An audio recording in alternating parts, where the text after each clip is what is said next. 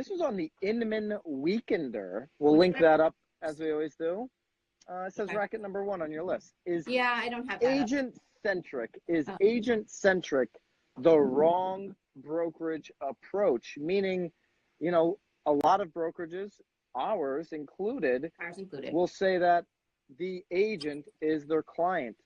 This was written by an independent broker who says she only focuses on, not only, I should refrain that, but her focus is on the client, not the agent.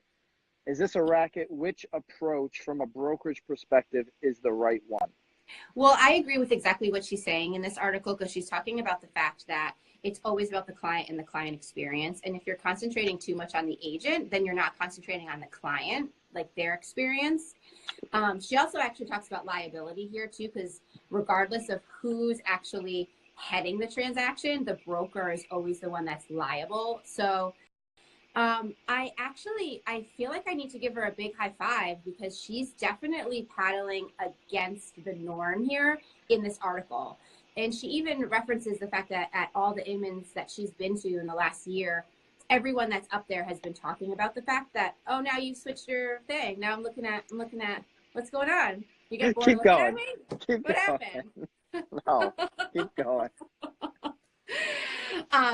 Well, she was just talking about the fact that she was even surprised to hear that these big box brokerages were even, you know, sort of screaming to the people that it is an agent-centric industry. So I think that traditionally it's always been that way. I think it's probably a great way to keep your agents to keep them there, to stay, right?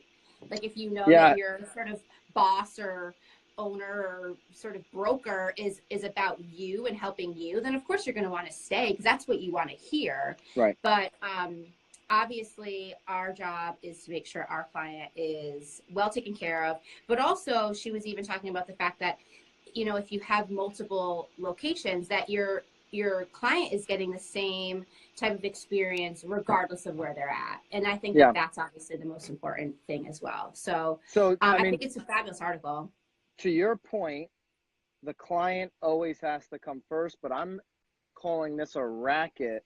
Because it's a total racket. If you don't take care, well, number one, a brokerage is a business. You have to remember that. So it's a business and it needs cash all the time, or it will not survive. So if you don't run your business that way, it's going to be very difficult to help clients. And I think pouring back into agents is the right approach. So I think that this is a racket, because if you don't have agents that understand how to serve the client, have the tools necessary to serve the client, if you focus on tools, you're going to lose. So you have to build up the agent, their brand, their skills, all of that stuff. I don't know. I think though part of it comes down to the tools that you're giving your agent will obviously benefit your client. So if you're always thinking about sort of the client, exactly, but then you sort of back into the agent, then how can the agent fulfill that for the client? So agree with you. That's exactly hey, how you get there. Let's make sure that this is really easy for the agent to like use in terms of like a platform. Like it should be about what does the client need, and then sort of backing yourself into then how can the agent like, you know, obtain that for the client. But so I mean it's super mixed, but I'll let you finish your thought. I mean, no, I'm 100% there. You're going to back into what you're going to pour into your agents off of the client needs.